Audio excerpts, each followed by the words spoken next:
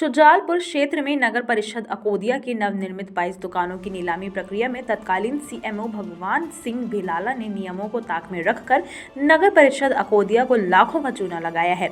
मामला कुछ इस प्रकार है कि 22 जुलाई 2020 को अकोदिया की 6 दुकान नीचे की और ऊपर की 16 दुकानें कुल 22 दुकानों की नीलामी प्रक्रिया की गई थी। इस संबंध में 2 बार समाचार पत्र में विज्ञप्ति जारी की गई थी। एक बार जो विज्ञप्ति जारी की गई थी उसमें नीचे के 6 दुकानों की कीमत 4,20,000 से 11,40,000 निर्धारित की गई थी।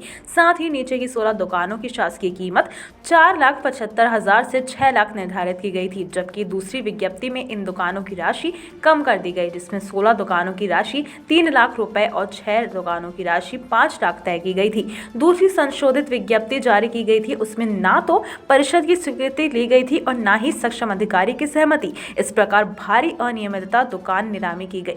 यही नहीं, 5 दुकान वाले से 25% राशि नीलामी के बाद जो जमा कराई गई उसमें प्रशासक की स्वीकृति नहीं ली गई। मामले में नया मोड़ तब आया जब भगवान सिंह भिलाला की जगह कुर्सी संभाल रहे रमेश चंद्र वर्मा ने मामले को जब खंगाला तो उन्हें भारी भ्रष्टाचार नजर आया, जिससे संभावना बन रही है कि मामले की जांच होगी। वहीं इस मामले में तत्कालीन सीएमओ भगवान सिंह भिलाला का कहना है, अध्यक्ष के आदेश से दुकानों की राशि कम की जाकर दूसरी विज्ञप्ति जारी की गई थी। नीलामी प्रक्रिया पारदर्शिता के साथ की गई थी तथा वर्तमान सीएमओ रमेश चंद्र वर्मा का कहना है 22 दुकानों की नीलामी के मामले में अनियमितता की जानकारी मिली थी। फाइल देखने पर अनियमितता दिखाई दे रही है। 16 और 6 22 दुकानों की जो नीलामी हुई थी, इस नीलामी में ऐसा जानकारी में आया है कि अभी तक जिन लोगों के अनुबंध हो चुके हैं उनको भी दुकानें हैंड ओवर नहीं कर गई। तो क्या मामला है, क्यों हैंड ओवर नहीं हो रही है, इसके पीछे क्या है? ये जो दुकानें नीलाम हुई थी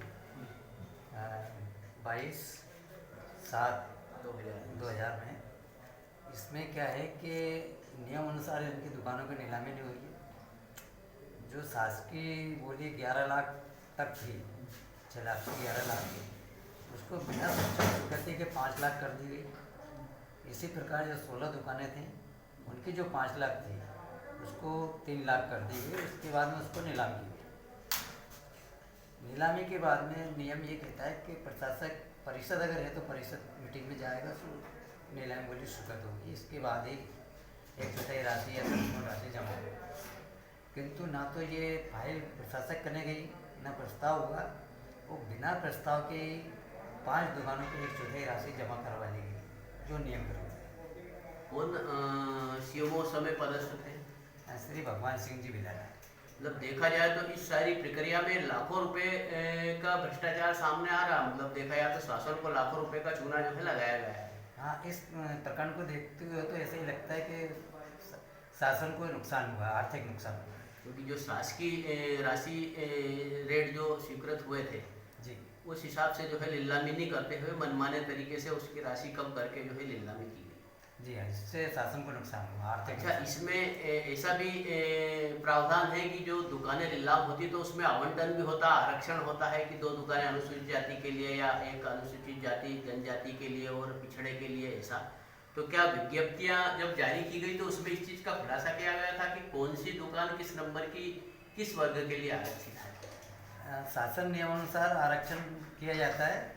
वो उसमें आरक्षण में जो दुकान आती है विज्ञप्ति में उसका खुलासा किया जाता है कि दुकान नंबर इतने एससी की या एसटी की जो भी है। लेकिन जो विज्ञप्ति जारी करी इसमें कोई ऐसा खुलासा नहीं है विज्ञप्ति में, किसी प्रकार का किसी प्रकार। मतलब इसमें भी भारी अनियमितता है, क्योंकि अनुसूचित जाति के वर्ग के लिए जो आरक्षित होना चाहिए दुकान, उसमें भी अन्य लोगों ने जो है बोली लगा के उसको जो है नीलामी की। हो सकता है जब उसका आरक्षण ही नहीं है दुकान क्रमांक का तो कोई भी लगा सकता है। शुजालपुर से संवाददाता रमेश राजपूत की रिपोर्ट।